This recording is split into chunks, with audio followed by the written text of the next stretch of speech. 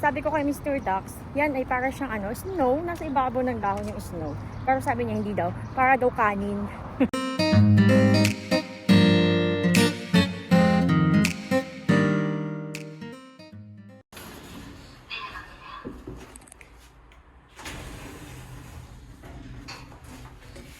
Hello guys! Hello! Ayan. Thank you so much sa nagbigay sa akin itong sweatshirt. Sobrang gustong-gusto ko talaga siya. Lalo na sa panahon ngayon na hindi naman na sobrang lamig. Pero pag manipis yung suot mo, medyo may mararamdaman ka pa ding chill. So ito is perfect po talaga siya sa weather today. Sa spring season. So thank you so much! Meron akong gala today. May gala na naman. Thanks God. Minsan talaga, yung mga gala ko nagkakasunod-sunod. Oo. And minsan kasi naman, yung mga nag-aaya kasi sa akin, hindi din tipong lagi akong inaaya. Kung madalang lang din akong ayain, kaya pag inaya na nila ako, pag nag-aya na sila sa akin, pinapatulan ko na. Paano ba yung words? Pinagbibigyan ko na, ayan, pinapatulan no? So, ngayon ay gagala tayo. Actually, ang sasakyan ko lang din naman is, isang sakay lang ako, yung 3008. Yun naman yung madalas kong sinasakyan. Ganda-ganda o, di ba colorful? Yung mga azalea. Sobrang nagkalat sila dito sa South Korea, sa mga gilid-gilid. Yung makakabanding ko ngayon ay yung Busan de Unico. Bale, kakain lang kami ng lunch. Tapos, pupunta kami ng Starbucks kasi meron kaming gagawin. Magko-crochet kami. Marunong siya mag-crochet. Siya yung naunang mag-crochet po talaga at magaling po siya. Lalo na sa mga flowers, ganyan. So, ako, parang nahawa lang sa kanya. Pero yung mga gustong-gusto kong ginagawa na items is yung bag, wallets, mga ganyan. Si Busan Deone naman, yung kanyang ginagawa ay mga flowers. Tapos, yung mga maliliit na para siyang mga stuffed toys. Oo, yun, kaya niyang gawin yun. Magaling siya sa ganung bagay. Muna tayo kasi go na.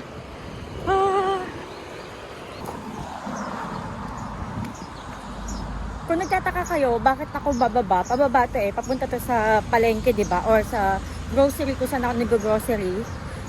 Yung bus stop nandoon banda. Kasi ang gagawin ko, di ba sabi ko nga magko-crochet kami. Magko-crochet kami sa Starbucks. Parang banding namin. Pero kailangan ko kasi ng kulay green na yarn. At wala ako nun. So pupunta muna ako sa Daiso. Yung malaking Daiso na dito. Sa baba, di ba nakita nyo may malaking Daiso. Tapos yung malapit sa Starbucks. So bibili lang ako doon ng kulay green na yarn. And after noon is sasakay na ako. May stop bus din naman dito yung 3008, kaya okay lang. Oh, sobrang ganda. Alam niyo in person, kakaiba yung niya, yung feeling niya sa daanan na to. Tingnan niyo. May mga pa doon, may mga ibon pa doon. Hindi niyo lang makikita pero may mga ibon. Tapos ayun, bagong ginagawa dito sa area namin. Hindi ko alam kung ano yan, baka cafe. Kasi napakadaming cafe dito. Ayun yung ibon. Ang tawag sa ibon na yan ay kachi in Korean. At yan ay lucky bird. Dalawa sila. Ayun, dalawa sila oh.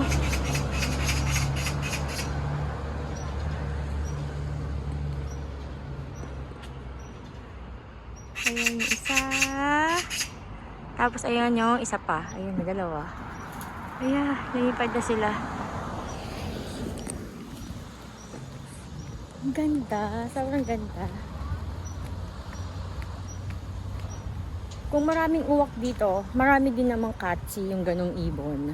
Tapos yung parang mga maya, hindi ko alam tawag kung maya ba talaga. Yung madalas na makita mo din dito sa lugar namin. Kasi malapit kami sa bundok. Tawa ako. Kasi, di ba nagbablog na ako, kita naman. Itong oras kasi medyo maaga. Siyempre yung mga nanay, yung mga halmoni, yan sila, namamalengke, pumupunta ng mart para bumili ng lulutuin nila, di ba? So madami ako nakakasalubong talaga na matatanda. And may isa ako sa kasalubong. ano siya, mukha siyang friendly. Kasi, 'di ba, ini-stop ko yung vlog ko nga para kasi naiilang ako sa kanya kasi medyo tumitingin-tingin siya. Panakaw lang naman, hindi yung parang tipong talagang literal tititigan ka. Pero nakikita ko na tumitingin siya, yun nga. Ano ba naman tong bra ko? Nilalaglag. So, ayun nga, tumitingin-tingin siya and nagtama yung paningin namin, tumingin din ako sa kanya. Tapos nakakatawa kasi ngumiti siya. And siya yung nag-umpisa na, ano nga sa'yo, ganyan siya, ano nga sa'yo, ganyan siya sa akin. And siyempre, yung pagkakatingin ko din naman sa kanya is, alam mo yung parang friendly way na ngingiti, yung konting pangiti lang naman, hindi yung parang sobrang ngiti-ngiti ka, diba? Pero yun, approachable siya, and ako din naman is ganun din, so nagitian kami. Nag-anyong hasayo din ako sa kanya. Nakakatuwa, nakaka-good vibes lang. And may share pala ako sa inyo. Alam niyo guys, simula na mapunta talaga ako ng Korea, and siguro nakapag-asawa ako, as in dito ko lang sa Korea talagang natutunan kung paano maghawak ng pera, kung paano pahalagahan yung pera. Tapos dito ko din sa Korea natutunan na tawag doon may nakatingin kasi sa akin na ano nasa Daiso na kasi ako and may mga nakapark na sasakyan. Ang dami kong kwento, no? Ang dami kong mga side story. May sasakyan, tapos akala ko walang tao. Nakita ko, nakatingin yung tao sa akin. Kaya napatigil ako. But anyway, wait lang, nasa Daiso na ako. Maya-maya ako magkukwento. Kasi mahirap. May tugtog kasi sa loob ng Daiso. Nabili ko na yung dapat kong bilhin. So, punta na tayo sa bus stop. And anyway, yun nga yung isa sa mga gusto ko pang i-share, diba? Yung isa ko pang natutunan is yung hindi ma-pressure sa mga bagay-bagay na hindi naman importante. Diba? Yung parang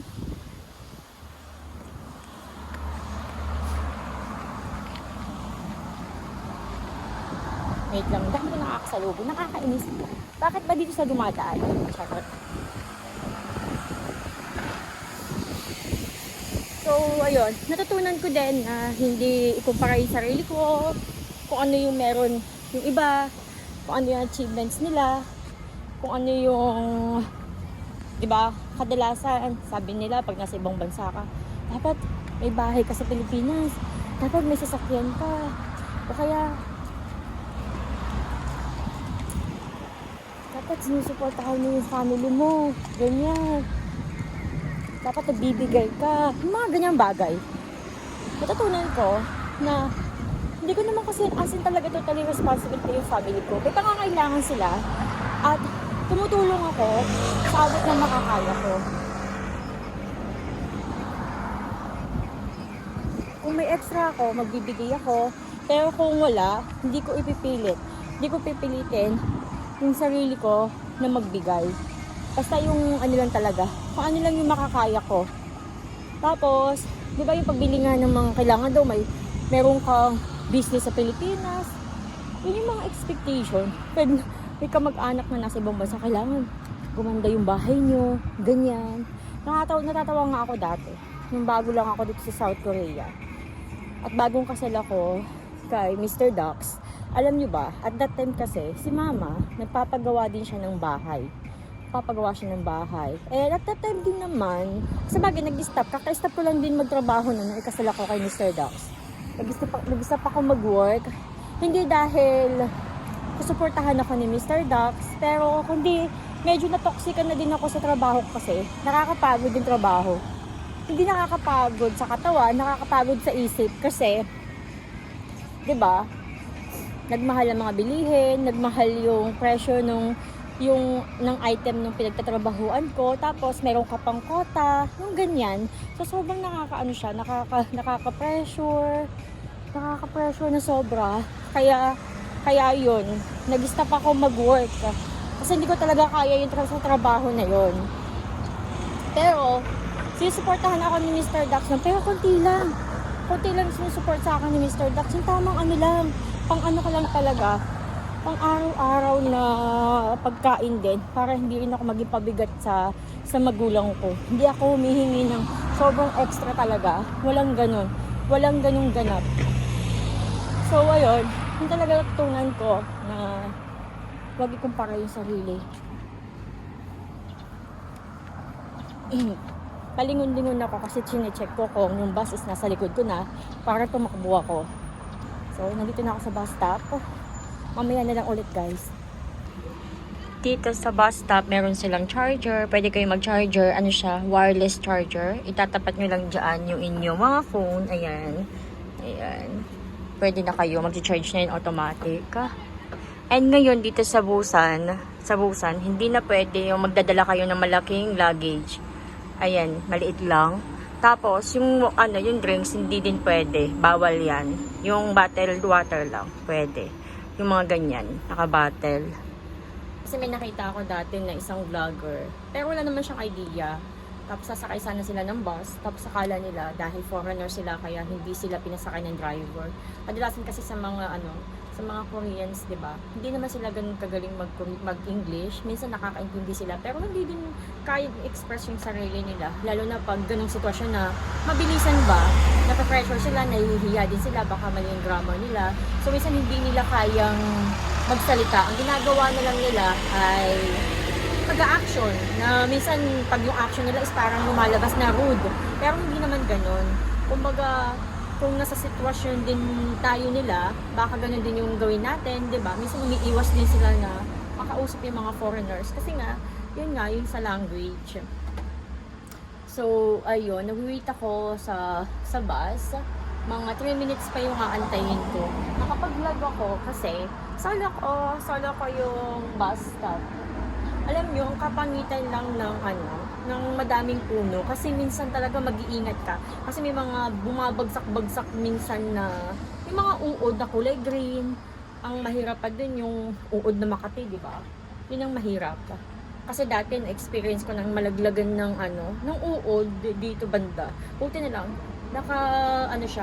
doon siya tumama sa may buhok ko na, yung buhok ko medyo nakaangat. Kaya hindi pa siya dumidikit sa skin ko, hindi ako nangatay. Pero kung dumikit sa skin ko, malamang mangangati talaga ako noon. So, ayun. Talagang thanks God. Talagang inano niya ako doon. Parang himala yun. Alam niyo, yung coincidence na hindi siya dumikit sa sa noo ko. And nagkataon pa, basta bigla ko nilang naisipan na manalamin.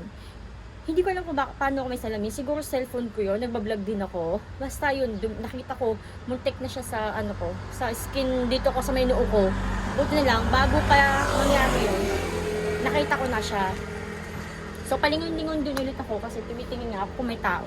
Kasi kung may papalapit na tao, mag-stop na ako magsalita. Ayun. So, mahirap din yung may mga puno-puno. Tapos minsan yung mga ibon, ipot ng ibon, yun. Hindi man lang sila nagpapasintabi na iipot sila. Kaya mahirap din pag may mga puno. Pero overall naman, ang sarap. Sarap ng hangin, ang ganda ng paligid. Sana may ganitong mga puno pa din na madami sa Quezon City. Kasi meron doon sa Quezon City, di ba? Bandang Maynila at saka bandang Circle doon. Madami pa din mga puno doon. Sana hindi mawala. Hindi nila alisin. Nagmamadali na ako magbabay, oh. Akala ko paparating na siya. Nandun pa pala. Tatawid pa siya ng pedestrian. Sana makapag-vlog ako ng paunti-unti mamaya kasi kasama ko na yung Busan de Onico and medyo private na tao siya. Kaya, yun. Sasaglit-saglit na lang ako magbablog para kahit paano may isama ko lang din kayo. Diba? Ngayon ay nasa na kami. Nasa Starbucks na kami. Magko-crochet na kami, guys. At hindi muna kami nakaka-order kasi yung order namin mga 10 minutes pa na pwede yun ma-order. Kasi start pa lang yung drinks na yun. Ngayon pa lang siya start na ibibenta ngayong araw na to. So waiting pa kami. Hi guys! Good morning!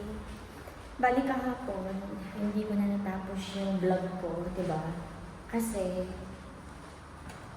pagka-uwi ko ng bahay, nakatulog ako. And, diba, nagko-crochet kami ng Busan de Onico. So, na-busy ako sa paggawa ng flowers. And, ayun na nga. Hindi na ako nakapag-vlog. Tapos, nasa bus ako. As in, nakatulog talaga din ako. Ewan ko ba? Pag galing ako nowadays, siguro kasi malapit din yung dalaw ko. Pag lumalabas ako, tapos di ba maaraw, minsan sumasakit yung ulo ko, tapos inaantok ako. Siguro dahil nga malapit yung dalaw ko, kaya gano'n. Kaya yung vlog ko, hindi ko siya natapos, hindi ako nakapag-outro, hindi ako nakapagbabay, gano'n. So, i-continue lang natin ngayon, di ba? Pupunta ako ngayon. Wow.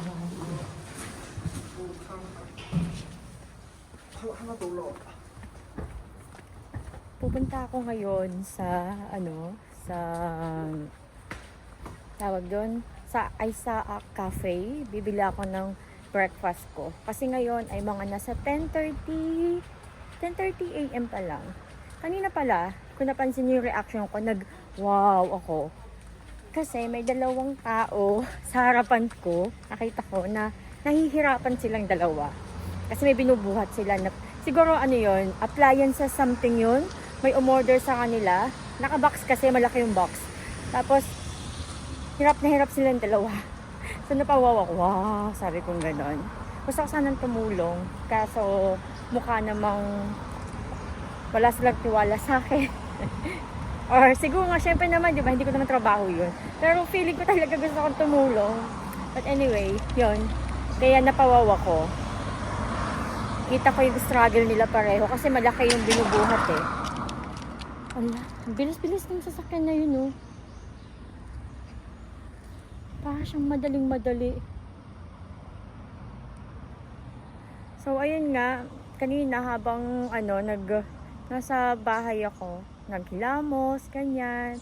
Yung ating morning routine, ako, nag-iisip ako kung ano yung aking i-breakfast. And naisip ko, yung sandwich na lang sa Isaac Cafe. Yan na lang. Ang ganda, ang sarap ng huni ng ibon. Ang ganda din ng weather today. And yung mga puno na yan, no, diba? Ang ganda tignan. Yung may mga puti-puti siya.